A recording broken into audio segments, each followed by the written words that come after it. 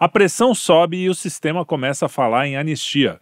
De Washington, Eduardo Bolsonaro continua colocando a anistia no centro do debate. Figuras como Kassab e até ministros da corte já tratam como a saída menos dolorosa. Seria medo das sanções internacionais e da Magnitsky? A classe política, por sua vez, segue dividida entre fingir normalidade e tentar isolar o Eduardo, mas o fato é que a pressão externa só aumenta. O Departamento de Estado citou nominalmente a perseguição a Bolsonaro, a justiça americana intimou o STJ a citar Moraes e até ex-ministros da era Dilma já sentiram as primeiras sanções. E para completar, Trump reforça o nome de Jair e coloca o narcotráfico como ameaça central, reposicionando o Brasil num jogo que não é apenas comercial, mas geopolítico e institucional. Hoje a gente puxa o fio de uma semana em que a anistia deixou de ser tabu, a omissão do Congresso ficou cada vez mais insustentável e os Estados Unidos deixaram claro que a crise brasileira não é mais um problema só interno. E para falar sobre isso, nós puxamos o fio com Kim Paim, Arthur Machado e o nosso freela fixo quinzenal Herbert, o que mesmo, cara? Deu branco. Herbert Passos Neto. Caraca, Fala, Felipe. toda semana, a cada 15 dias. Sempre tem que ter um erro na abertura, né? É o efeito de ficar vendo muita notícia. Cara, a cabeça tá cheia mesmo, porque não para, né? Deixa o cérebro embaralhado. E aí, bom, vamos começar. Kim Paim, você, como sempre, vai abrir o nosso programa aqui. Vamos falar do efeito Dudu, lá o nosso chapeiro favorito. Falando sobre a anistia. Pois é, né? Então vamos tentar recapitular. Semana passada aconteceu muita coisa mesmo, aí como o TL falou. Às vezes até eu sou bom em levar vários fatos, mas de colocar assim exatamente na ordem, tá acontecendo tanta coisa nos últimos tempos que fica até difícil. Mas já estava previsto que Eduardo iria se encontrar mais uma vez com a Casa Branca. Ele se encontrou, primeiramente, assim, na quarta-feira. Não falaram muita coisa, ficaram meio quietos, né? Não saiu nada na imprensa no primeiro momento. Depois, na quinta-feira, eles voltam a ter encontros. E aí, na sexta-feira, que tem, assim, um momento muito bonito, muito interessante, é quando o Eduardo, ele publica uma foto que foi de um desses encontros, que foi a foto com o Scott Bessent, que é o secretário do Tesouro dos Estados Unidos, que é o equivalente a ministro da Fazenda. E era o cara que iria se encontrar com Haddad, e a reunião foi desmarcada. E o dia que Haddad iria se encontrar com o Bessent, e que a reunião foi desmarcada, porque o Bessent não teria mais tempo em sua agenda, foi exatamente o dia que o Bessent se encontrou com Eduardo Bolsonaro e Paulo Figueiredo. Então você vê que tem algo engraçado acontecendo. E aí eu acho que essa última ida, acho que ela pesa muito, porque o Bessent era a pessoa que toda a classe empresarial, que os banqueiros queriam que o governo brasileiro conversasse. Porque Trump é o presidente, é o chefe de Estado, o Marco Rubio é o secretário de Estado, né? Ou seja, o Departamento de Estado, Relações Internacionais, a diplomacia, mas o Bessent é o cara dos números. Então, para toda essa turma que estava aí há meses falando que tem que despolitizar a situação do tarifaço, tem que chegar lá para apresentar dados técnicos, você agora vê o secretário do Tesouro sendo envolto pela política. Então, acho que isso passa uma mensagem muito forte que as pessoas não percebem.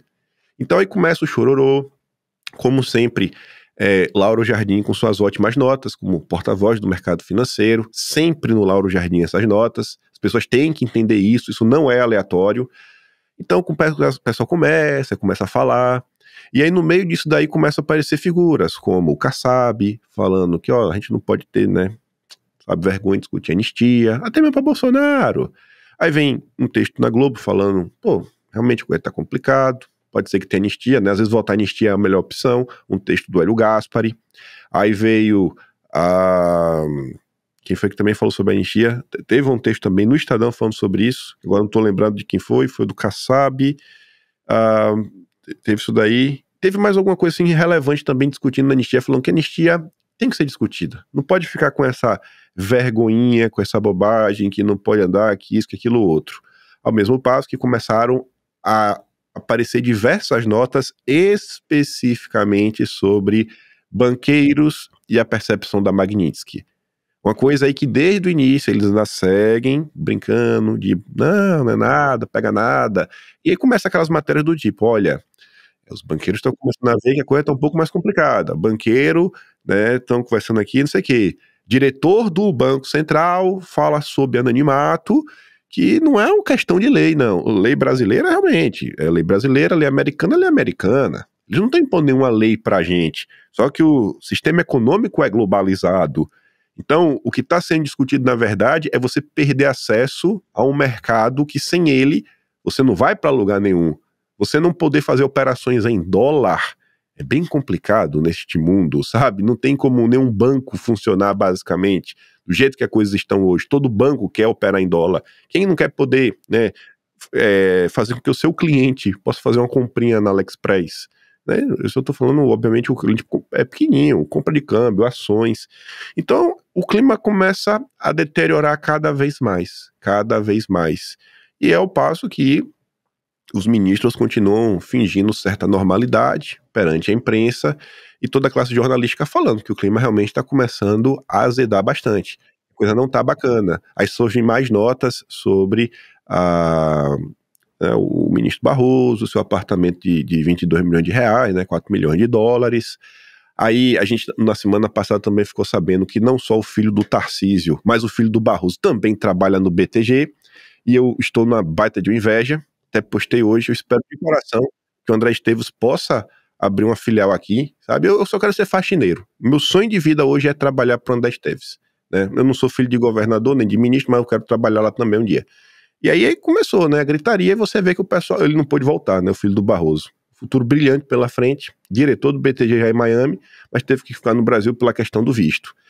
E aí a coisa foi indo, e já pulando para passar a vez, e hoje o ministro Flávio Dino tomou uma decisão que fala que a Magnitsky não vale para o Brasil, tomou dentro de uma DPF, lá no caso, lá de Mariana, que não tinha nada a ver.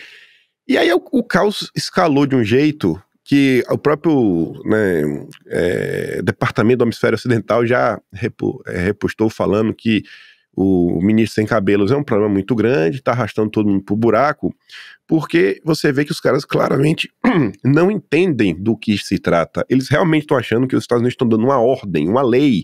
É minha lei, faça essa lei valer no Brasil, quando não é isso. Você não está obrigando país nenhum a nada, só está falando que se você quiser operar no meu país, você tem que seguir a minha regra. Eles estão aplicando nos Estados Unidos a mesma coisa que o Supremo fez com o Twitter. Se você quer operar no Brasil, você tem que ter um representante no Brasil. Eles só estão falando isso. Então, essa medida que acabou de ocorrer mais cedo foi apenas, mas não foi uma provocação. Foi mais uma vez uma espécie de extraterritorialidade. Enfim, não sei nem, toda vez me atrapalha falando essa palavra. Que já pegou muito mal e dificilmente ficaremos, né, sem um desdobramento muito curioso que vai ocorrer ao longo dessa semana. Muito bem. Arthur, e você, hein? O que você tá achando dessa coisa toda? Esse negócio do Dino aí foi, pelo que dizem, assim, acabou de acontecer pra gente. Quem não sabe, a gente grava na segunda noite esse programa. E algumas pessoas já estão dizendo, não, ele saiu fazendo, deu a louca no cara, não falou com ninguém. Outros já estão dizendo que foi uma coisa meio combinada. Ao mesmo tempo, parece que o cara realmente não entende o que é esse tipo de lei, porque isso não tem muito efeito. O que você tá achando desse movimento todo? Se quiser comentar mais alguma coisa, fique à vontade. Eu tenho alguns pontos. Primeiro, eu concordo com o Kim que, de verdade, os caras não tinham ideia da extensão do conhecimento da lei Magnitsky, até porque isso revela um outro tipo de ignorância, para mim, que é até muito pior. Porque o cara não conhece a Magnitsky, não tem, talvez, conhecer mesmo, porque o cara não, a lei é americana, né? Mas ele não conhece o sistema financeiro, o cara está na Suprema Corte, não conhece o mundo em que ele está imerso, e que essa lei já foi aplicada em outras vezes, tudo a história de sanções nos Estados Unidos. Inclusive, se eles vissem o quinto elemento, nós já falamos, tem até programa sobre sanção, falamos, inclusive, não só entrevista, mas sanções, explicando como é que foi a sanção na Coreia do Sul, feita, por um banco na China, que estava operando na Coreia do Norte, guardando na Coreia do Norte, feito pelo Obama. Então, cara, essa história não é nova, entendeu? A sanção como arma, dinheiro como arma, tudo isso. Então, mas esses caras não tinham esse efeito mesmo por ignorância e arrogância. Agora, A solução que os caras estão tentando dar é uma solução, para mim, meio João sem braço, entendeu? Que é tipicamente brasileira. Que é aquela história, o cara no meio de uma história que não tem nada a ver com nada, de advogado, né? Os municípios querem contratar advogados estrangeiros, ou os estados, sei lá, advogado estrangeiro, aí o cara fala assim, ó, vou enfiar aqui uma decisão que vale de jurisprudência no caso do Moraes. Na verdade, isso é combinado. Eu acho que é combinado, óbvio que isso é combinado, entendeu? E uma forma de não, na cabeça desses caras, é aquele famoso malandro agulha, entendeu? Eu sempre dou um exemplo que é o seguinte: quando meu filho tinha uns 5 anos de idade, 4 anos de idade, e ele queria fazer uma tremenda uma cagada, né? Ele estava sentado no sofá, aí ele começava a deslizar do sofá assim, aí vinha deslizando, né? Devagarzinho, aí encostava na parede, vinha de lado assim, andando na parede, vai mexendo e não podia. Assim, todo mundo tá vendo o que tá acontecendo, só que ele acha que tá disfarçando bem pra caramba, entendeu? Então eles estão fazendo a mesma coisa. Todo mundo tá vendo o que tá acontecendo. Os caras estão fingindo, não, eu não vou afrontar a Magnífica, porque foi uma decisão que veio do colégio, né? Tem nada a ver, mas serve. Óbvio que o cara tá afrontando e óbvio que ele tá fazendo isso de forma bastante clara. Então, há um combinado. Curiosamente, nesse mesmo período, você vê que o Gilmar estava muito ativo nas entrevistas, nas redes, combativo, ele deu uma desaparecida. Após o aniversário aí da esposa, né, que as redes dos filmes saíram, os vídeos saíram, ele deu uma desaparecida e parou de falar no assunto e veio essa decisão. Isso é combinado, entendeu? Só que, para mim, volto a dizer, os Estados Unidos estão acompanhando de perto. Esse Twitter que o Kim falou, que o cara fala que o Alexandre de Moraes é tóxico, veja bem, ele, do ponto de vista institucional, tá? Do ponto de vista da diplomacia entre países, ele é seríssimo. A Embaixada Americana no Brasil, que representa uma comunicação oficial institucional, disse que Alexandre de Moraes, né, o juiz, é tóxico para os Estados Unidos, para os negócios americanos. É uma afirmação de extremo peso. E aí o Gino faz isso, quer dizer, obviamente esses caras estão colocando todo o destino do Brasil em risco, entendeu? Achando que os Estados Unidos vai amarelar de alguma maneira, ou vai ter uma solução qualquer pelos canais diplomáticos de Itamaraty, que não vai ter, porque, cara, esses caras não têm nem mais... Veja só, todos os sinais foram dados. Olha o que o Trump falou. O Brasil, né, esses caras destruíram a relação Brasil e Estados Unidos. Ele falou que destruiu a relação, não tem mais comunicação. Então não vai sair pelo canal. O que o Trump está dizendo ali, naquela semana, é que não tem mais comunicação. Eu não falo mais com vocês. Você não tem relação entre a gente. Aí o cara fala assim, pô, mas qual é a solução? E aí eles estão aumentando a temperatura, achando que os Estados Unidos não vai triplicar essa aposta, entendeu? E ele vai, porque, veja, o caso do Brasil para os Estados Unidos é muito simples, é dar um exemplo. O que eles não entendem é que, se necessário for, os Estados Unidos vão mostrar para o resto do mundo o exemplo que é uma sanção que pode ser escalada ao nível máximo, entendeu? E isso é grave. Então, assim, esses caras estão agindo de forma muito irresponsável. Eu acho que eles estão tentando dar um migué, famoso migué.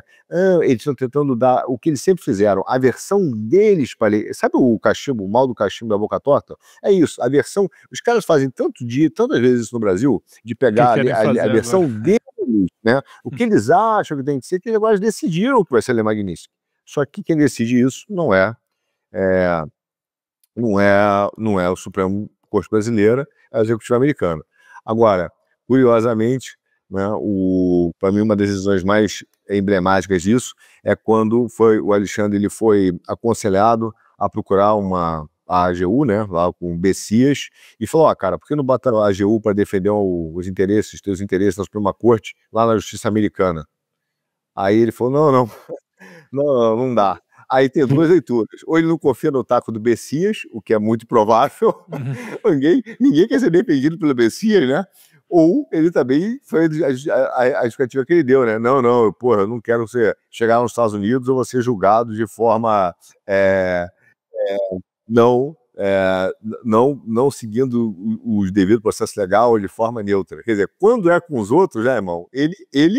Quando é com os outros, ele não tem problema de ser o promotor, juiz do caso, mas quando é com ele fala, não, mas tem que ver a neutralidade, né? Então, assim, tem vários casos interessantes, mas na leitura, eu acho que, assim, se você pegar toda essa mensagem, acho que os caras estão abrindo a porteira, de fato, para aumentar o número de sanções e a temperatura subir no Brasil. Então, eles acham que não vão ser envergados, mas do jeito que essa temperatura está escalando, cara, esses caras vão chegar um momento que eles vão quebrar os bancos brasileiros, ou vão ter que sair, porque eles não têm noção do peso da mão que tá vindo, entendeu? É isso aí. A gente teve também essa semana a questão dos mais médicos, né? Que um monte de gente que a gente nem estava esperando foi sancionada, perdeu visto e não sei o quê. E a gente tem também uma dobrada na aposta do Moraes, que ele fez uma entrevista para o Washington Post dizendo que não vai recuar nem 1 milímetro. E eu estava conversando aqui internamente com o pessoal, e o pessoal, pô, mas o cara vai dobrar a aposta mais uma vez? Aí eu não sei se eu tô errado, aí o Herbert pode me ajudar um pouquinho nisso, mas eu fico pensando aqui, se a gente se colocar no lugar dos caras, a essa altura do campeonato, até, sei lá, há uns 3 meses, assim, daria para voltar atrás, para fazer alguma manobra. O cara não tem outra jogada para fazer, a não ser falar, o que queria? Chegar lá no Washington Post, chegar e falar, olha, eu vou recuar um pouquinho, mas às vezes eu vou andar um pouquinho mais para frente, ou então, não, desisti, eu perdi. Seria uma opção, né? Eu acho talvez até a mais inteligente no caso, mas isso eles nunca fariam. Então, não é de espantar, né? Que o cara vá lá falar. O que é de espantar é os entrevistadores lá serem bastante. Terem lado também. A gente viu que a moça, a brasileira que ajudou nessa entrevista, ela era bem. Parece que o pai é petista, é um cara famoso aí. Enfim. E aí? O que você tem a dizer?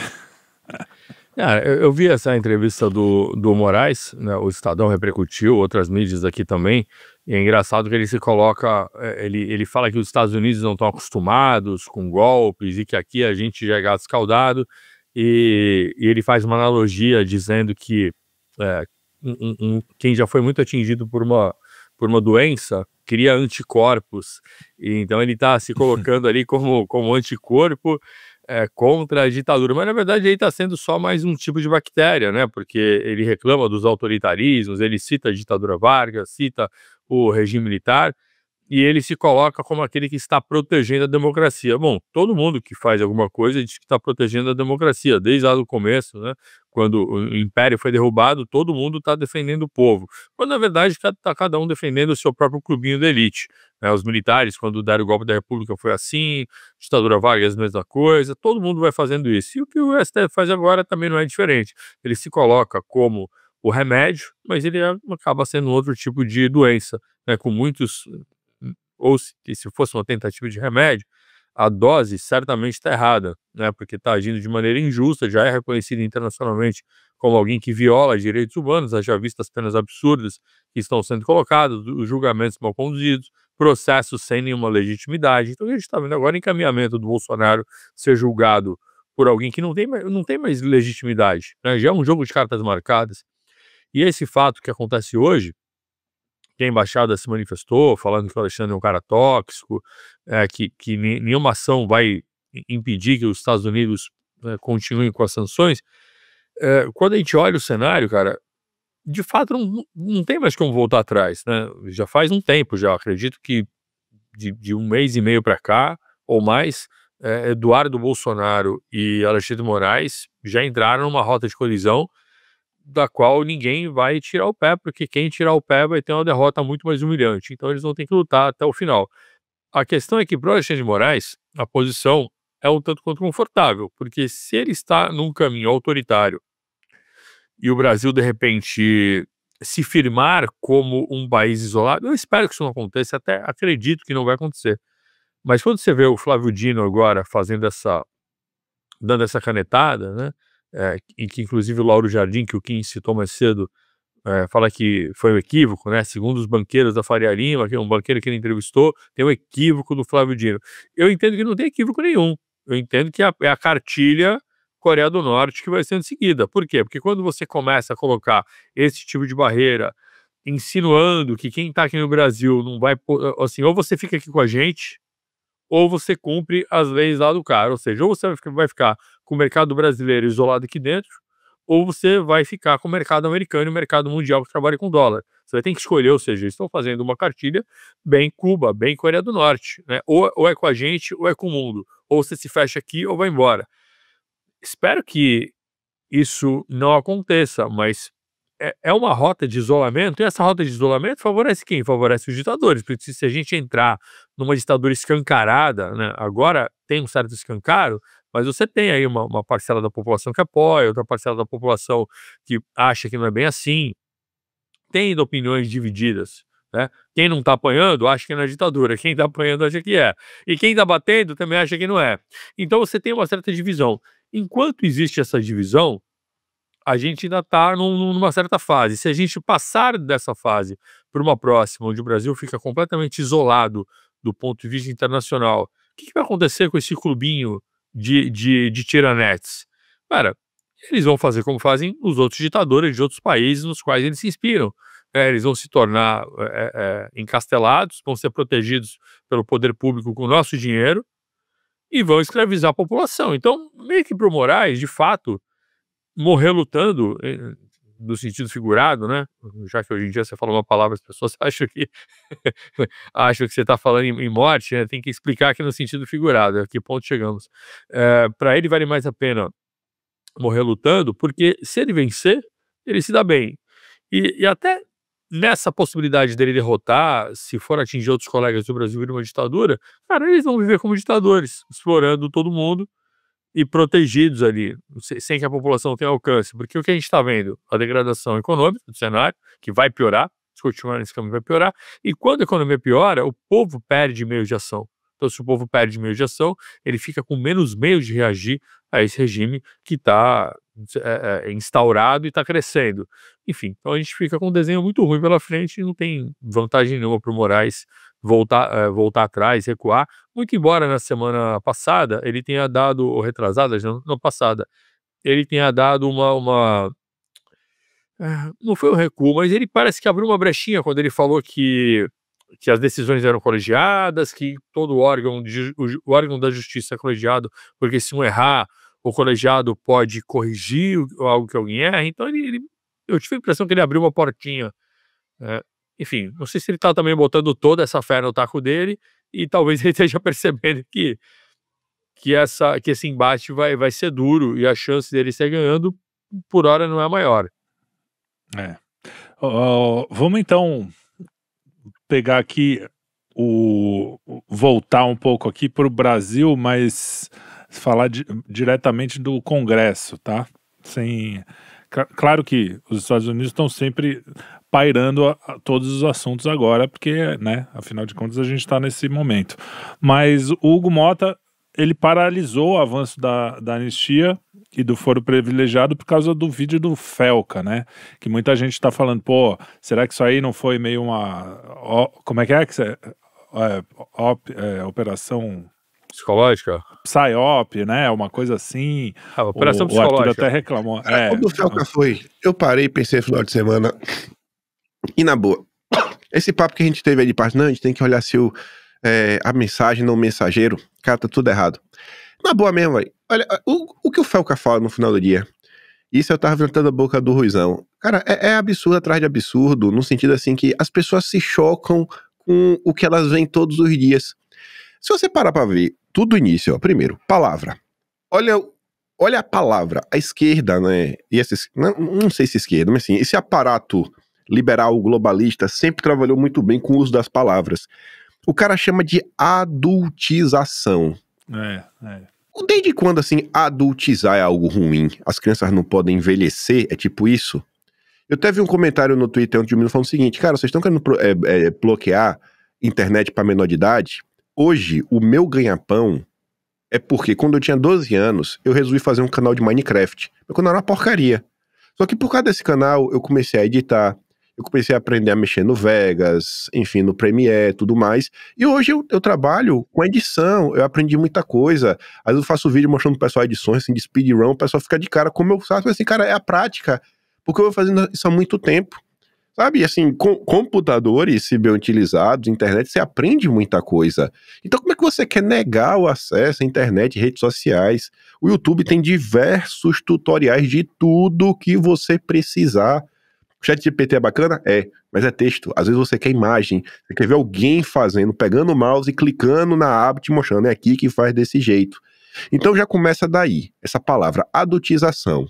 Depois o senhor Felca vem fazer assim um grande escândalo que, olha, a menina está rebolando. Gente, As minas estão rebolando, mas desde antes da boquinha da garrafa do El-Chan. Isso nunca foi o problema. Não tá vendo assim? Olha, assim, tá se escandalizando sobre algo que o Brasil tratou da forma mais comum, mas desde sempre. Vocês não lembram daqueles grupos mirim que já foram lançados aí diversamente por Raul Gil da vida, Silvio Santos, a própria Globo. Anos 80. Show da Xuxa anos 80. Pois é, show da Xuxa anos 80. É agora isso começa a ser um problema. Depois, o ponto que ele trata pra resolver, que é o algoritmo. É a lógica assim, não. Se o cara começa a ver vários vídeos das crianças rebolando, o algoritmo vai mandar mais vídeos das crianças rebolando. E não é pra funcionar assim? Se você tá... O Ruizão usa esse exemplo. Se você tá vendo vídeo de cachorro quente, atrás de vídeo de cachorro quente, atrás de vídeo de cachorro quente, o que é que o algoritmo entende? Que você gosta de cachorro quente. E ele vai começar a te dar um monte de vídeo de cachorro quente. A galera que consome conteúdo político, né, de direita, aí vê o que é que tá falando pro algoritmo. Eu sou de direita, eu quero ouvir pessoas de direita. Não é a coisa mais normal do mundo? Não é assim que o algoritmo deveria funcionar? Não, mas, o algoritmo é diferente. Você tá vendo de cachorro quente, o algoritmo entende que cachorro quente faz mal para a saúde, porque ele segue uma determinada teoria da área da saúde, ele vai ter que te impor vídeos mostrando, sei lá, a beleza da salada. É isso? Então, assim, são os malefícios do cachorro quente. Pois é, os malefícios do cachorro quente. Então você vai criando, assim, vários pequenos gatilhos ao longo do vídeo, e o cara vai olhando e fala, oh, meu Deus, realmente os algoritmos são muito perigosos. Não, cara, não tem nada de muito perigoso. Temos que controlá-los. Não, eu vou discordar completamente de você, mas tudo bem, acaba aí. Tá, o que tem é uma falta de cuidado e de responsabilização em casa, do pai, da mãe, que deixa o seu filho aí fazendo 1001 absurdos. A Camilinha lá do Ítalo Santos não ia estar fazendo o que ela está fazendo se o pai e a mãe não deixassem. Né? Uma criança de 12 anos não começa nisso. Então, assim, o que falta no final do dia não é algoritmo, não é o problema de adultização, coisa. O que falta no final do dia é pai e a mãe fazer a sua parte, o Conselho Tutelar fazer a sua parte, e o Ministério Público também. A turma do Deltan que ele não critica, porque o próprio caso do Ítalo Santos já tinha sido denunciado pela Antônia Fontinelli, e ninguém levou a sério. Ele, inclusive, perdeu no judiciário. Assim, cavalo de Troia, do início até o fim, já foi parar na Globo. A pessoa ser levantada pela Globo, ovacionada pela Globo, pode jogar numa cela. Pode jogar numa cela. Mas o que o Fega fez? Pode jogar numa cela. Tenha certeza que você não tá perdendo nada. Não tá perdendo nada. Não, eu vou discordar por algumas coisas. Não, no cerne você tem razão. Os pais têm que ser responsabilizados de alguma forma. Eles têm que ser responsáveis antes de ser responsabilizados, até porque senão o Estado também vai querer cuidar de tudo. Daqui a pouco o Estado vai chegar e falar, pô, você tá ensinando seu filho que Deus existe, mas não pode, tem que ser a ciência, eu vou tirar teu filho de você. É uma discussão muito complicada. A gente até fez um programa domingo passado sobre isso. A discussão não é muito fácil. Mas eu também não iria pro outro lado, assim, do tipo, o que ele fala ali tem coisa muito séria, cara. Tem criança sendo exposta por causa dos pais. Os próprios pais não estão cuidando. Então alguma coisa tem que ser feita. Por exemplo, não, o pai tem que ser denunciado. Eu não acho que a criança não pode ter acesso. Tudo bem, ela vai poder ter acesso ao YouTube Kids e não sei o quê, mas uma criança não pode ter acesso ao Pornhub. Aquilo tem que ou ao Tigrinho. Então, assim, alguma coisa tem que ser feita. É claro que o timing, eu não estou dizendo aqui que isso não foi feito, por isso que eu falei, pode ser uma PSYOP mesmo, uma operação psicológica, porque o timing foi muito estranho, toda a repercussão na sequência foi muito estranha, o fato da Fontanelli ter falado antes é muito estranho, tudo isso eu concordo plenamente. Mas que não dá para deixar solto, porque e isso tudo que você falou, o Brasil sempre foi assim, mas é uma coisa ruim, o Brasil ter sido sempre assim, a gente precisa mudar isso, entendeu? Agora, aliás, o ponto aqui deveria ser esse, segundo o nosso roteiro aqui, não é nem o Felca ou essa coisa, porque a gente... É isso que você falou, eu também acho tudo isso, que existe essa operação aí. Mas a questão é que desviou, por exemplo, do INSS, que vai começar essa semana, provavelmente, uma CPI, só que vai ser presidida pelo Omar Aziz. A anistia foi deixada para segundo plano. Que mais? O próprio foro privilegiado foi deixado de lado. Então a gente tem coisas para resolver antes disso, apesar disso também ser importante. Então, eu acho que eu fico preocupado assim da gente ficar muito. Ah, não, mas isso sempre foi assim, porra, sempre foi assim, mas não quero minha filha de 12 anos ouvindo funk na escola, bicho. Não quero. Não, A gente ô, sempre Felipe, falou isso. Fala aí, pode não, pegar a então, palavra, não, Herbert. então, a parada é o seguinte: sim, sempre foi assim e foi ruim, os efeitos não foram bons e a gente tem que corrigir. O problema é, quem vai corrigir essa p... Quem vai corrigir? É o governo? É o Lula arrumando desculpinha para num projeto poder suspender rede social de qualquer um por 2 meses, enquanto vê o que é? Cara, De jeito nenhum. não dá. Então, então tem uma armadilha aí, tem uma armadilha. Eu entendi o que o Kim quis dizer. As coisas já estavam funcionando assim, e sempre foram assim, ninguém nunca mexeu no assunto. Foram mexer Total, agora total. por quê? E a própria palavra adultização, cara, tem que chamar pelo nome certo essa parada. É sexualização infantil. Não é Sim. adultização, é sexo. O que é? Sexualização. Quem é mais velha que lembra, nos 80, Xuxa, botava lá aquelas meninas paquitas, tudo 11, 12, 13, 14 anos, com um shortinho, um micro short, uma bota estilo prostituta, fazendo dancinha a manhã inteira ali, num programa que durava 3, 4, 5 horas. Era um chacrinha para criança o show da Xuxa. Total. O chacrinha já era aquele. Lembra que tinha aqueles closes nas partes íntimas, assim, fazia um zoom, né? Cara, era absurdo o negócio. E depois, os caras depois fizeram Xuxa. A Xuxa aparecia lá com roupa que era para envergonhar a prostituta. E tava lá, era programa infantil. E depois era Mara Maravilha, não sei o que, era um monte de menina de trajes sumários fazendo dancinha. E outra, com muita malícia, né? O pessoal resgata da internet. E depois em boquinha da garrafa, funk. Então, cara, isso daí acontece. Esse negócio de exploração sexual infantil é algo que acontece há muito tempo.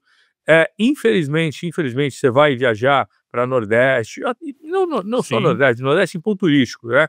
Mas isso também acontece por aqui em periferias, em volta da gente, pertinho da gente, cara. Um monte de prostituição infantil e essas crianças são cafetinadas pelas mães, pelas tias, exato. pelas isso que eu tô avós. falando. Cara, então, Falar que tem que deixar na mão do pai e da mãe, às vezes também não é o caso nesses casos, entendeu? Às vezes a própria mãe tá prostituindo a filha.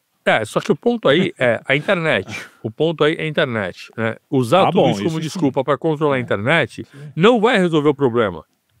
Não vai resolver o problema. Então, acho que esse ponto que a gente tem que pegar. Mas eu compreendi o teu ponto de que isso tirou o foco. Sim, isso tirou o foco, isso acabou servindo, tendo sido uma operação psicológica ou não, isso tirou o foco das pautas políticas do momento, deu um respirozinho para o governo e ainda colocou o governo na posição de que, olha, nós vamos proteger as criancinhas. Cara, é o governo que acabou de revogar o decreto que protege a vida desde a concepção, e é o governo que está dizendo que vai proteger as criancinhas. Cara, então, essa coisa do governo Lula dizer que quer proteger as crianças, né, e é um governo que avança com pautas de aborto, é a mesma coisa da pauta da soberania. Não cola.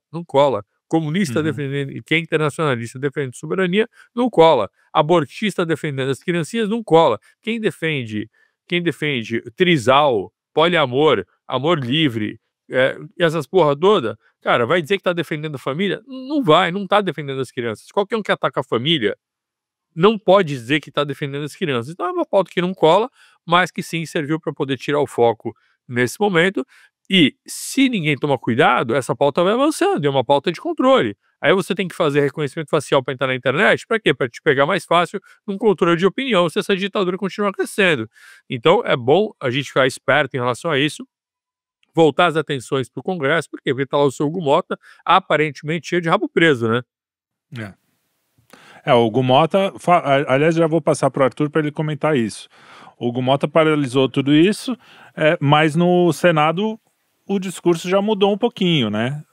Então, o que está acontecendo? Por que o Hugo Mota pisa no pé, tá firme lá, inclusive falando em cassação do Eduardo, né? De ver as faltas e não sei o quê. Como é que... Tem alguma coisa aí, né? Tá esquisito, não tá? Acho que o Hugo Mota não que a gente não soubesse que eles são assim, né? Não tem. Ninguém tá surpreso. O Hugo Mota sob pressão e refém do judiciário, assim como o Alcolumbre, né?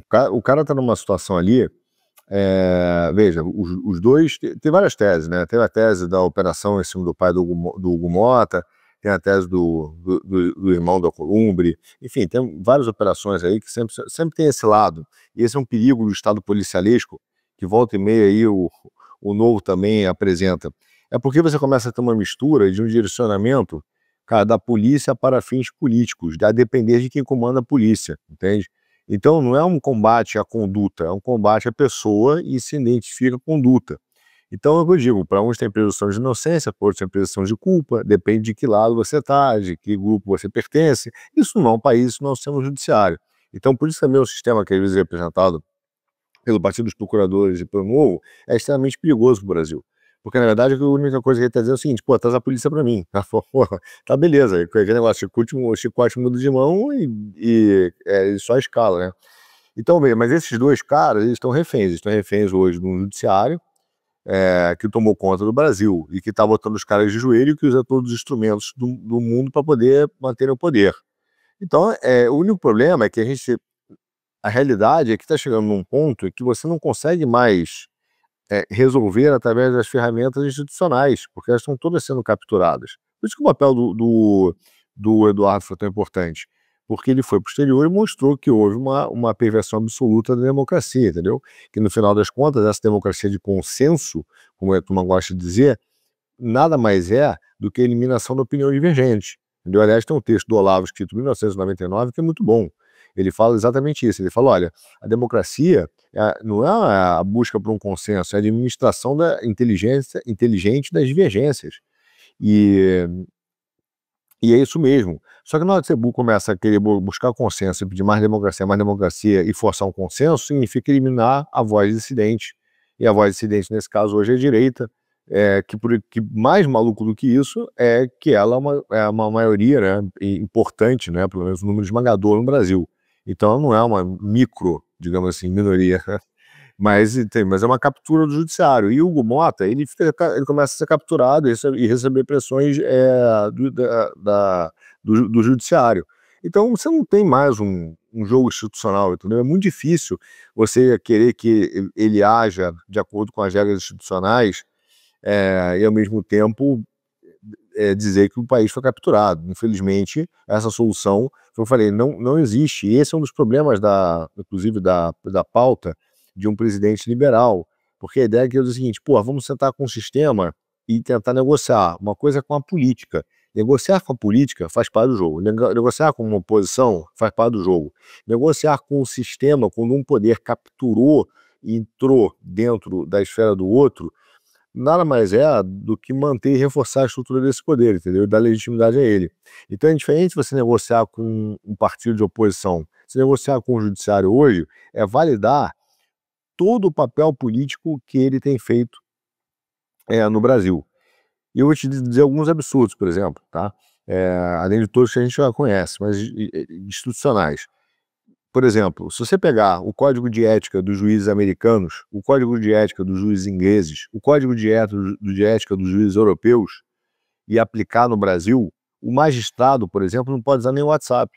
Entendeu? Seria inviável seria inimaginável esse tipo de entrevista e pronunciamento sobre os autos do processo. É inimaginável a quantidade de entrevistas. Você não vê isso de nenhum juiz americano, você não vê de nenhum juiz inglês, você não vê, veja só, inclusive de democracias consideradas progressistas, como do Canadá. Você não vê no Canadá que tem um código de ética bastante pesado em relação à magistratura e ao judiciário. Então você não vê isso, só no Brasil. Mas por quê? Porque houve uma subversão completa.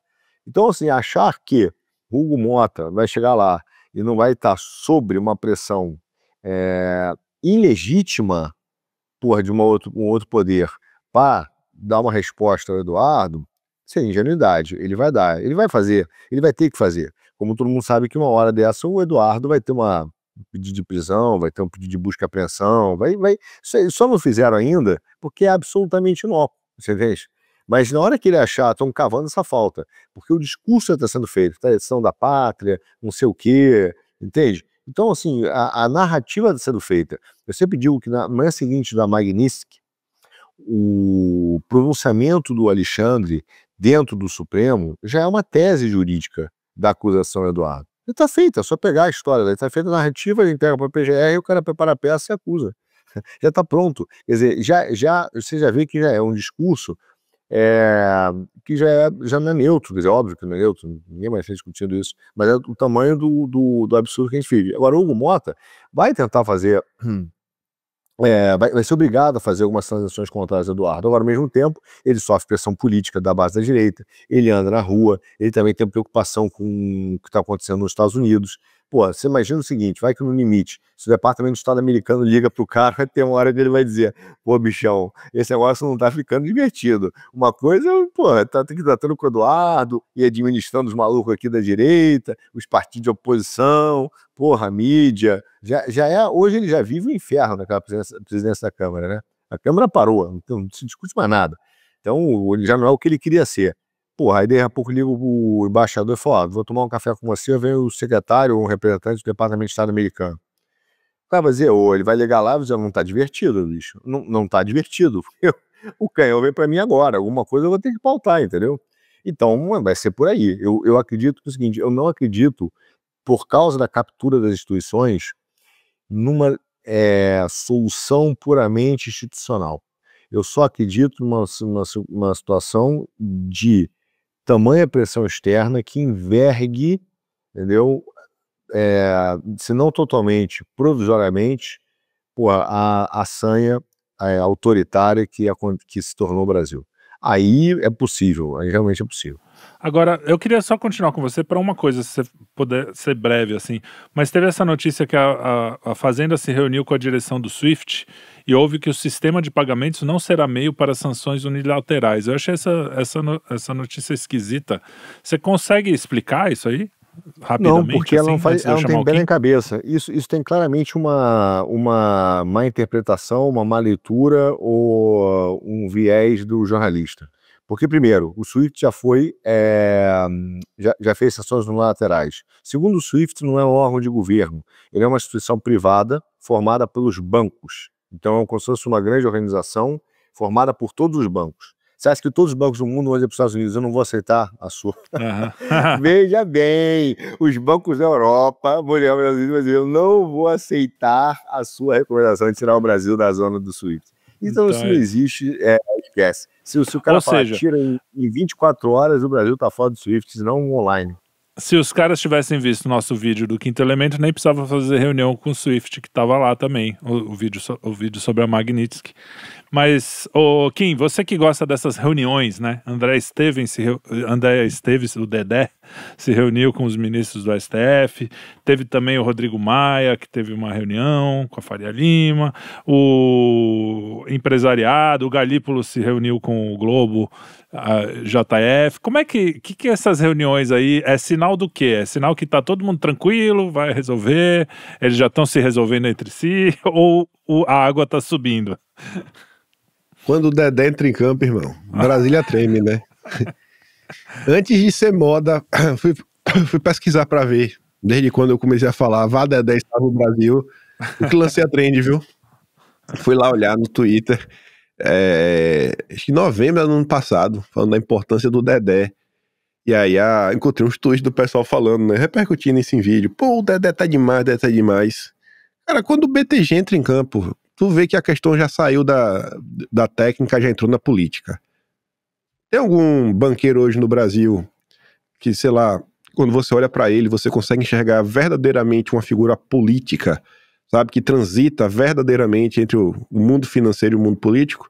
É o André Esteves. A galera já tá tratando de uma questão técnica com um aspecto político. Isso daí é a prova que a coisa escalou, saiu de controle, tá se perguntando, e agora, o que a gente faz? Você vê que tá todo mundo aí, pianinho, né? O pessoal gosta de cantar de galo, que faz que acontece, tá todo mundo quieto, não vai falar nada. Aí a Febraban, o Isaac Sidney, que adora aparecer, nossa senhora. O povo diz até, né, que esse povo que às vezes é pequeno demais, tem uma síndrome de grandeza, acho que foi muito bulinado quando era criança. O Isaac Sidney tem, acho que 1,53, aí não aguenta ver um microfone e um celular ligado que ele se joga na frente. Desapareceu. Não sei onde é que anda o Isaac Sidney. O Rodrigo Maia, que também adora falar, provocar, não, todo diplomático, a gente não pode falar, sigilo de cliente, isso, aquilo, outro. E tá aí, né? Eu acho que essa semana, pelo tom do Eduardo, pelo tom do Paulo Figueiredo, por essas reuniões, eu acho que vem alguma brincadeira aí pra cima dos bancos. Essa é a minha aposta. Porque se você olhar, né, o retrospecto, ó, Trump não vai vencer, venceu. Vamos dar piada com Eduardo. Eduardo não é mais piada. Haha, vamos ver que vai perder o visto primeiro. Perderam o visto. Não vai ter Magnitsky. Teve Magnitsky. Ah, não vai acontecer nada. E os caras estão falando, ó, vocês aí, banqueiros, é melhor seguir, viu? Senão, vão se arrepender. E pelo tom, pela crescida, eu acho que o pessoal percebeu que essa semana alguém vai rodar. Nem que seja, sei lá, uma notificação, acho que alguém roda essa semana. É verdadeiramente minha aposta. Vamos ver. Vamos ver. E agora, para fechar, para o nosso último assunto, a questão do narcotráfico, né? O Trump mandando tropas pro Caribe ali, uma coisa meio até cinematográfica, com a música Thunderstruck lá de fundo, do AC/DC. Teve a questão da Tríplice Fronteira lá no Paraguai, que o FBI vai ter um centro antiterrorista ali. Tem umas movimentações muito, muito interessantes e muito, assim, ostensivas, né? Que a gente não está acostumado a ver, pelo menos na minha vida, não estou acostumado a ver uma coisa tão, assim, não, é isso mesmo, a gente tá, é ostensivo mesmo, não é um negócio assim, vamos ver, resolver o negócio do narcotráfico. Você que é aí da Baixada, né? Que a Baixada foi, infelizmente, a nossa terrinha foi dominada um pouco pelo PCC, a gente sabe que eles... Tem bastante coisa aí. Você tem ouvido alguma coisa aí pelos becos e pelas... Herbert. Olha, já faz bastante tempo que eu não ando pelos becos, né? Já andei muito. No período que eu trabalhava diretamente com política, tive que andar muito nas periferias aqui da Baixada. E sim, né, a gente tem um domínio forte da criminalidade, né? Principalmente de 2006 em diante, houve um crescimento gigante do PCC. E ano que vem a gente vai fazer 20 anos, né, daquele tal salve geral que fez uma mudança. Aquilo foi um dado divisório e aqui na Baixada todo mundo percebeu. Eu entendo que isso ainda não repercutiu o suficiente, ainda não está na boca do povo, mas de alguma maneira, né, Felipe, isso se encaixa com essa mudança que a gente está vendo no cenário geopolítico, essa relação entre o bloco americano, o bloco ocidental e o bloco eurasiano, o bloco russo, chinês, é uma coisa complicada. A gente está vendo uma mudança, né, que eu não acho que vá tanto para multipolaridade, né, e sim para bipolaridade, coisa que vários analistas políticos e geopolíticos já estão comentando já há muitos anos. O próprio Olavo também já comentou isso anos atrás, que o mundo seria repolarizado por o bloco russo e China e do outro lado o bloco americano. E de certa maneira a gente está caminhando para isso. Então a gente está vendo uma reconfiguração do mundo e eu entendo que essa ação contra o narcotráfico de alguma forma se encaixa nesse reposicionamento geopolítico. Por quê? Porque aqui na América do Sul, de alguma maneira, a América do Sul é um espaço de disputa entre esses dois blocos. Não, o americano tem interesse, né, no bloco, o americano tem interesse na América do Sul, porque a América do Sul de fato produz muita comida, né, principalmente Brasil, Argentina.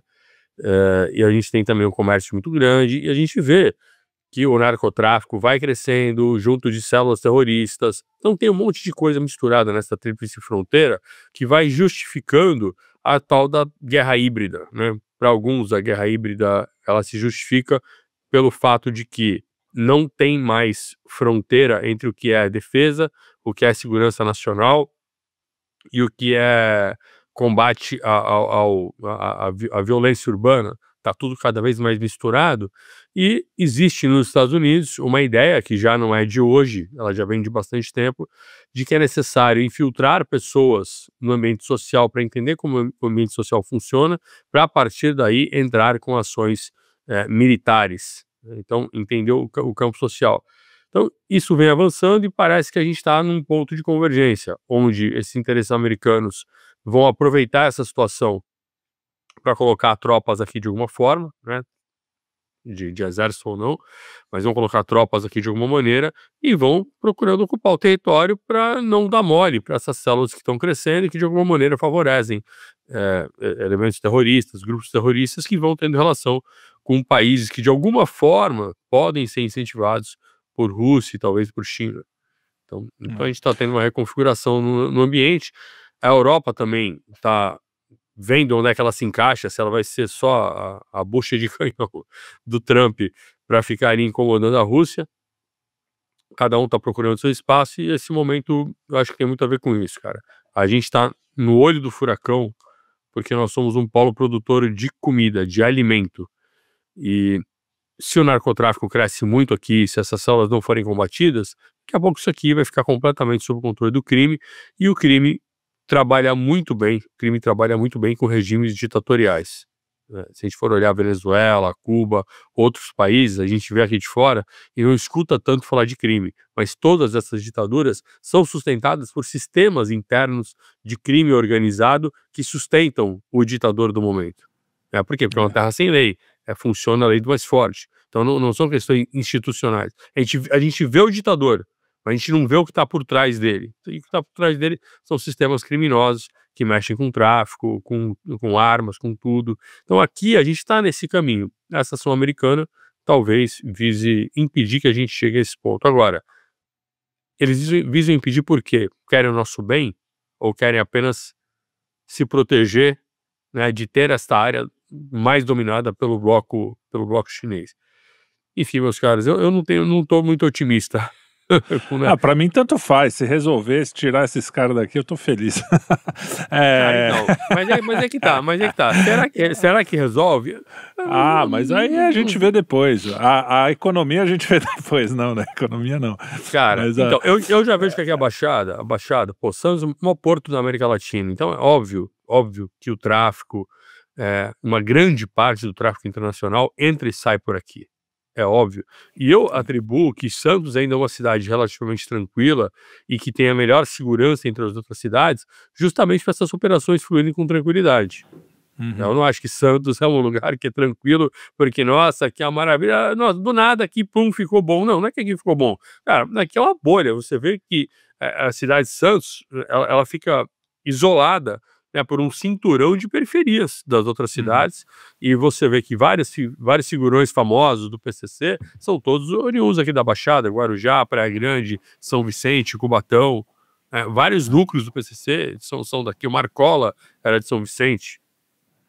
Então a gente está aqui isolado numa bolinha de uma certa segurança, entendo que muito por conta do crime organizado. Será que a hora que começar a mexer nisso, esse equilíbrio vai ser mantido? Ou o crime vai ficar simplesmente maluco e desorganizado? Porque esse é um fenômeno que aconteceu aqui na Baixada e que eu acredito que acontece também em outros lugares com configurações parecidas de centro urbano. Quando você olhava nas periferias há 20 anos atrás, há 30 anos atrás, o crime era organizado no sentido social. Então, existia lá o patrãozão da área, o gerente do pedaço, então a molecadinha respeitava, não roubava ali, porque se roubasse tomava castigo. Cara, hoje não. Hoje você tem cara de uma favelinha indo roubar na outra, na lojinha que abriu ali na outra.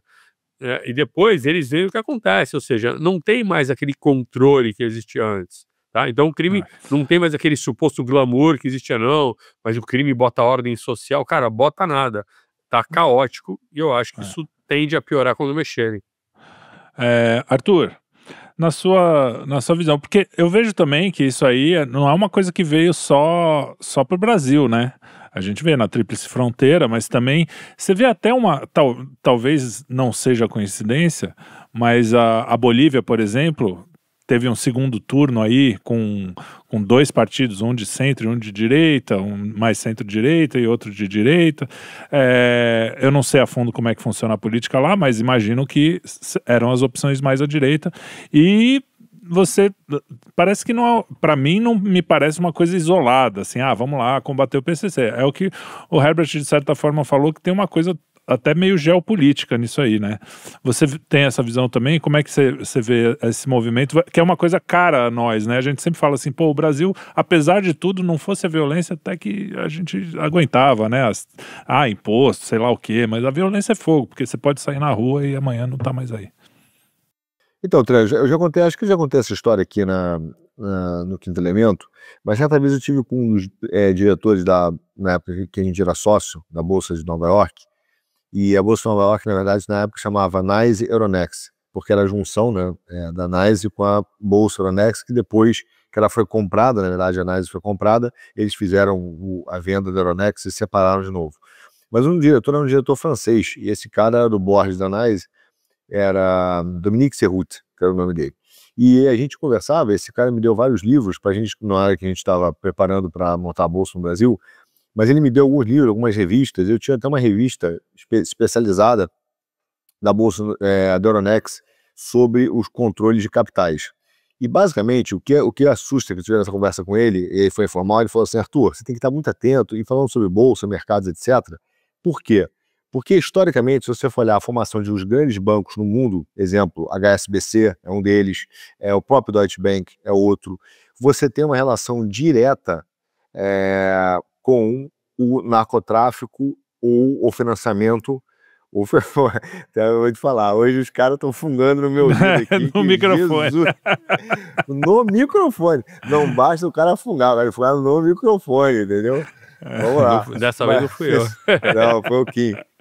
Eu tento fechar o microfone antes de acionar. Não, é muito. É que você, eu tô me vingando aí todos os dias que tu fica fungando no microfone com aquela tua respiração. É verdade, o Arthur fica. Nossa senhora. Parece a ASMR, sabe aquele negócio que o pessoal faz? Pois é, nossa senhora, eu não falo nada, né?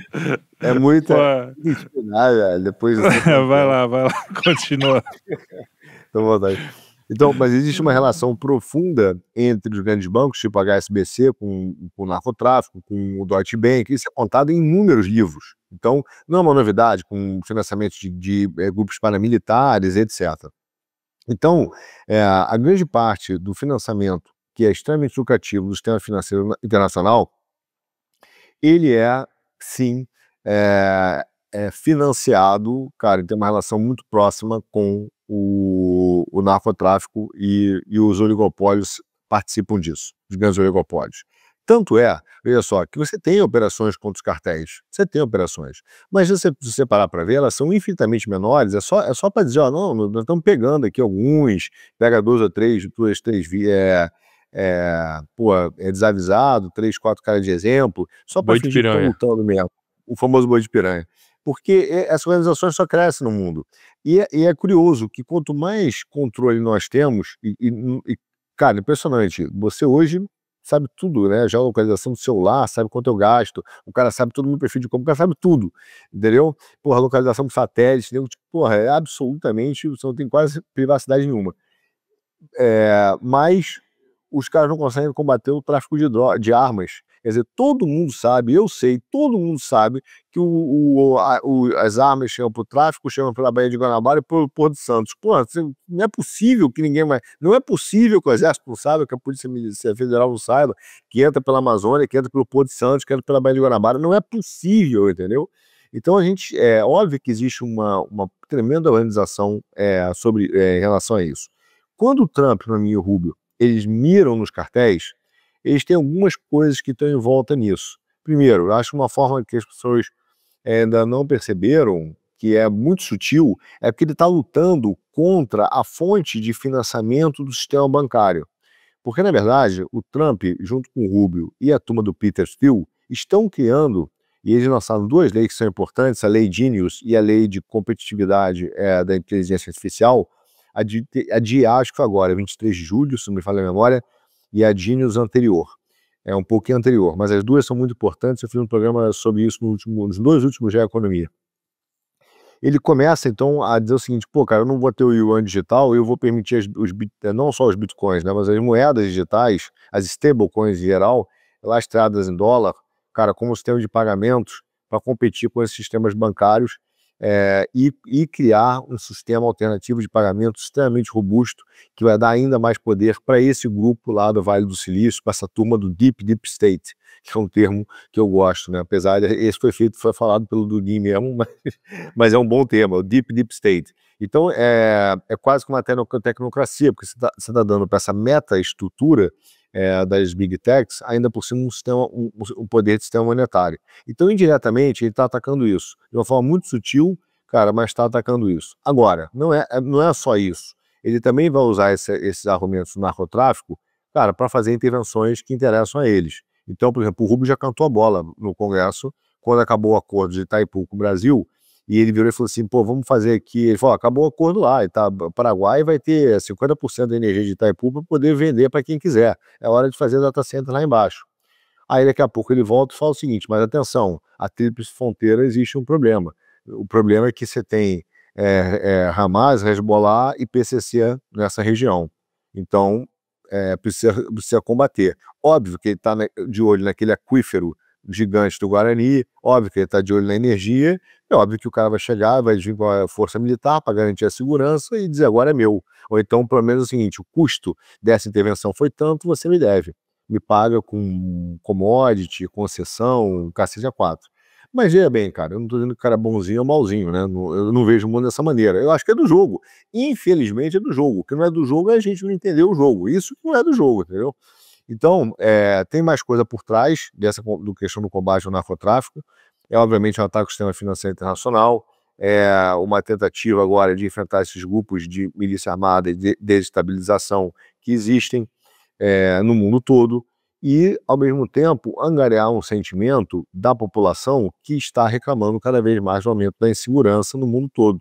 Entendeu? Só que, veja, ao mesmo tempo, na hora que ele começa a combater o narcotráfico, e a melhor coisa para você tirar a liberdade de alguém é você ver o traficante tomando bala, né? Vamos falar a verdade aqui. Na hora que descer 20 US Navy, né, porra, dentro do... e você vê lá o nego do PCC correndo, como aconteceu, por exemplo, naquela famosa cena da TV Globo, né, do BOPE, entrando acho que foi na Vila Cruzeiro, e os traficantes correndo, e os caras, a polícia lá, então, e até foi criticado, né? Porque muitos falaram, pô, não sei porque os caras não atiraram no helicóptero, né? Porque se atiram nos caras, então ia ser o grande momento da televisão brasileira, né? Mas se você olhar isso, vamos dizer, porra, cara, finalmente pegaram os caras. Aí vai dizer assim, mas agora em contrapartida eu preciso que você use mais, ou abra mão, né, da sua liberdade para isso aqui, para uma moeda digital, para um maior controle. Os caras vão dizer agora, velho. Agora, vão assinar sem ver. Então pode ser que esteja tendo, pode ser, uma transferência também de uma estrutura de poder do sistema financeiro rentista para esse novo complexo que eu acho que está sendo formado, tá? Que é o complexo tecnológico, financeiro, militar, que está sendo industrial, que está sendo feito nos Estados Unidos. E esse é o ponto central, que essas Big Techs, elas estão fazendo essa junção desses três poderes. Militar e tecnológico, óbvio, né? Já com drones, etc. E agora entra o financeiro. Então é uma coisa bem mais complexa, cara, que eu tento analisar aqui, vendo os dados financeiros, conversando com gente de banco, mas que é extremamente difícil de você, cara, realmente capturar tudo isso, porque você vai vendo os sinais, né? E os sinais são, de alguma maneira, de um maior controle. Mas, claro, só está mudando o cara, né? Então, Palantir, Peter Thiel, etc. Entendeu? E, aliás, eu até comprei, pô, é que não está aqui, senão eu vou mostrar para vocês. Eu acho que tá. Peraí que eu vou pegar. Esse livro aqui, ó, A República Tecnológica. Porque o cara que escreveu isso aqui é o Alexander Karp, que é um cara que eu falei que é o cara mais perigoso do Ocidente hoje, e que é exatamente o presidente, o CEO da Palantir.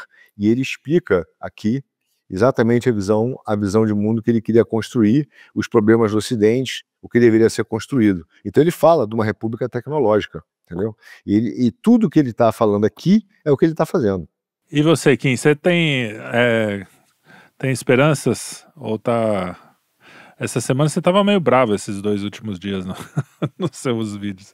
Só com a safadeza, né? Com a turma do Novo, com a Angélica. Meu Deus do céu, velho. Eu não aguento coisa dessa. Mas eu tenho esperança, e até pegando um gancho aí que o Arthur tá falando, eu sinto que às vezes as pessoas não param pra pensar no percurso, né? Só pensa na chegada e no ponto de saída. O pessoal devia pensar o seguinte, cara, vocês aí que estão dando ordem pro Eduardo, por que vocês não vão lá e fazem no lugar do Eduardo? Você já parou pra pensar como foi esse processo? Você acha que é o quê? Eduardo chegou lá, pegou o telefone, ligou o Trump? Faz aí que eu tô mandando? Foi assim que aconteceu? Ou ainda que seja assim, fala aí, Trump. O Trump falou, não, vai lá, Eduardo, vai lá e conversa com alguém. Vocês acham que o Trump tem tempo de chegar e falar pra Eduardo assim, ó, procura fulano, diz que fui eu, e só porque o Trump falou, tudo vai andar. Vocês não acompanham nada do governo do Brasil? Sabe, eu fico pensando, será que o pessoal consegue entender que tudo que está acontecendo agora é uma construção de meses, de inúmeros encontros, que os caras vêm tentando explicar, olha gente, até virar amigo pessoal de algumas pessoas, sair para jantar, fazer isso, fazer aquilo outro que está fazendo, porque pode ser que os caras dos Estados Unidos até tenham a maior boa vontade do mundo, mas eles mesmos também têm que enfrentar a própria burocracia do estado deles. Qualquer decisãozinha que eles tomam na reunião vão passar por alguns técnicos, algumas pessoas do governo, não sei como é o processo lá de contratação de funcionário público, que tem que passar, aspectos jurídicos, pareceres. Às vezes o cara chegou lá da administração agora, por exemplo, a Magnitsky, sei lá, o cara chegou, pensa lá, às vezes é um empresário, às vezes é alguém, sei lá, que já é da área jurídica, aí o Trump chegou e trouxe pro Departamento de Estado. Aí Eduardo e o Paulo Figueiredo bateram na porta do cara, falou, velho, bota a Magnitsky aí no cara, o cara fala, pô, já ouvi falar dessa lei, pô, o cara tem que, nada, pegar a lei, começar a ler, pô, li, entendi, vem cá, então, quem aplica é o OFAC, tá? E como é que a gente aciona o OFAC? É só mandar um e-mail aqui agora? Manda um e-mail, ô Bencent, vai lá e sanciona. E quando o Bencent receber esse e-mail, ele faz o quê? Ele é no computador dele, ele bota lá, é um programinha, fazer o login, Scott Bencent, senha, Trump, eu te amo. Cadê? Aqui, ó, o menu. Tem um menu já, gigante, letras garrafais, Magnitsky, porque é um negócio que acontece todo dia, né? O cara já nasce sabendo. E vai lá e clica, é assim que faz. Então, assim, todo esse processo é algo que ninguém faz a mínima ideia, não participou em nada e só fica aí querendo jogar pedra. E aí você ainda tem o que? O governo Trump é eleito, com 1001 problemas a resolver externos, não estou falando problema interno, porque está tratando do Departamento de Estado. Os Estados Unidos é um país que o lobby é legalizado e abertamente, assim, tem alguns países que são países aliados que abertamente financiam campanhas de deputados, campanhas de senadores, para quê? Para quando esse cara se eleger, trabalhar em prol dos interesses dessa turma. Aí chega lá o Banânia, fritador de hambúrguer, com o neto do ditador. Bate na porta dos caras. Aí tá, aí eles chegam lá, né? Aí você chega, não, vou chegar lá, não vai ter ninguém. Tu chega, tu vê uma fila. Aí tu olha pra frente, tem o Irã, tem a Rússia, tem a Ucrânia, tem Cuba, que é assunto pessoal do Marco Rubio, tem a Venezuela, sabe? Tem os próprios conflitos com a Europa, relações comerciais, que o tarifaço não é só com o Brasil, a questão do crime organizado não é só do Brasil. Aí, olha, tá todo mundo lá, né? Aí fica o fritador de hambúrguer e o neto do ditador. E aí? Como é que faz pra colocar o Brasil na ordem do dia? Porque já tem pouco problema pra lidar, né? E tu tá conseguindo movimentar toda essa máquina sem nada. Dois idiotas, sem dinheiro, os contatos que foram fazendo foi ao longo do percurso, ao longo do processo, um deputado exilado e o neto do ditador, que não é assim que a imprensa os trata.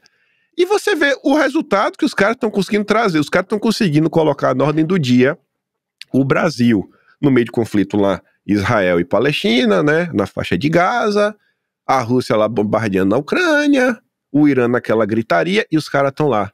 Então, assim, é um negócio que é gigantesco e eu fico assim, você fica observando. O tráfico de drogas é no mundo todo. Não é só o Brasil. Eles estão preocupados com o México, com o Caribe, com tudo que acontece. Então, por colocar o Brasil no meio, tudo bem.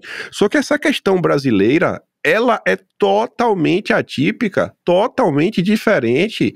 O Estadão até postou agora essa semana, Trump falou de Bolsonaro 7 vezes.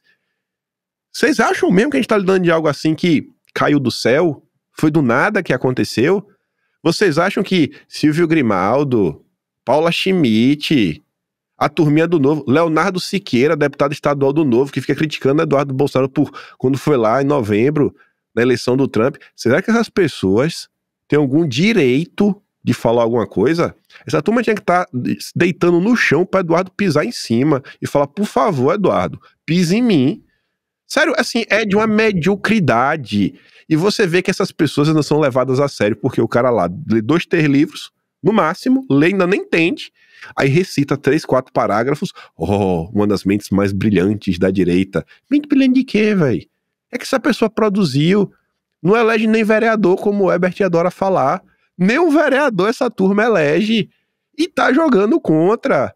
Tá aí, é só preocupado em boletar, vendendo curso aí, mentes brilhantes, não é uma porcaria nenhuma, velho. Sabe? A gente o povo tem que parar de dar ouvido pra essa gente. Tem que parar de verdadeiramente falar, cara, vamos dar moral pra quem precisa, pra quê? Dá moral pro Eduardo, dá moral pro Jair. O Jair tá preso, a gente já passou aqui o programa todo, às vezes. Na hora que eu fico me perguntando, eu falo, cara, não é possível, velho. Será que ninguém percebe que o Bolsonaro tá preso nesse país? O cara tá preso, sem julgamento, preso. O cara já está preso. Olha como foi preso, ele foi preso porque no telefonema pro seu filho ele deu boa tarde Copacabana, tamo junto misturado, é isso aí, vida que segue. Falou nesse tom. Não falou mais nada, tá preso. A decisão para levar pra primeira turma para ver se soltava ele já passou mais de semana e não levaram pra primeira turma. Agora, assim que a defesa apresentou as alegações finais, em menos de 24 horas já tinha sido encaminhado pro Zanin, né, decidir a data. Foi uma decisão relâmpago, mais uma decisão relâmpago. Então, assim, Bolsonaro está preso, a turma do Novo fazendo festinha de lançamento da pré-candidatura do Zema, com a turma do Lema no palco, né, com a turma do Deltan, todo mundo com a coleirinha, a grande parte da mídia da direita assim, ó, batendo palma, esperando aí um espaço para morder um fundo partidário lá na frente, a turma que adora acusar os outros de receber dinheiro. Sabe, esse é o país. Então, assim, eu acho que tem esperança, porque normalmente essa turma costuma errar em suas análises. E você vê que a coisa tá indo, e hoje o dia aí foi agraciado com a decisão do Flávio Dino, né? Teve o seu dia de Sidônio. Então, eu acho que sim, dá pra ter esperança aí, dias melhores. Vamos ver essa semana. Eu acho que a coisa já tava escalando pra cima dos bancos. Depois da do Flávio Dino, é só pra ter certeza que realmente vai acontecer. Parece até que tá jogando do nosso lado. Muito bem. Então é isso aí, meus queridos. Alguém quer falar mais alguma coisa? Tá tudo bem aí, vocês dois? Todo mundo de boa? Não tô otimista assim, não. Eu acho que pode piorar. Eu acho que pode piorar pra muita gente, mas não sei se vai melhorar pra nós. Não, mas acho que piora um pouco para melhorar depois, eu acho que melhora também. Eu sou um otimista incurável, né? Como um otimista incurável, eu vou falar por último para as pessoas não saírem daqui tristes. Para não deprimir o telespectador. Até porque, como eu sempre digo, a esperança é uma obrigação do cristão. Então, a gente é isso aí, porque o nosso reino não é deste mundo. Então, com essas palavras, não sei se vai ajudar muito isso, viu? Aqui nesse programa... Se apega a Deus, porque aqui não dá mais, meu filho, esquece. Esse otimismo aí, ó. Mas é isso aí. Não, agora, esse eu concordo. Eu gosto desse programa porque, como eu tô atrás da mesa aqui, ninguém reclama da minha barriga. Nos últimos 2 vídeos que eu fiz, o pessoal reclamou do meu shape. Eu tô muito chateado, eu vou começar... Sofreu gordofobia, meu? Gordofobia está muito alta neste país. O fim da era woke acabou com o respeito das pessoas, né? Mas tudo bem, eu realmente estou precisando perder uns quilinhos, eu vou começar agora a minha dieta. Eu quero agradecer a todos que nos acompanharam até este momento. Muito obrigado pela companhia e não deixem de nos seguir, compartilhar, dar joinha, hype e todas essas coisas, e comentar também, é muito importante que vocês comentem. Podem até comentar da minha barriga, né? Fazer o quê, né? A realidade a gente não pode negar, né? Que é o que a gente tenta fazer aqui no Quinto Elemento, olhar para a realidade. Então, um abraço a todos e até o próximo programa. Tchau. Beijos.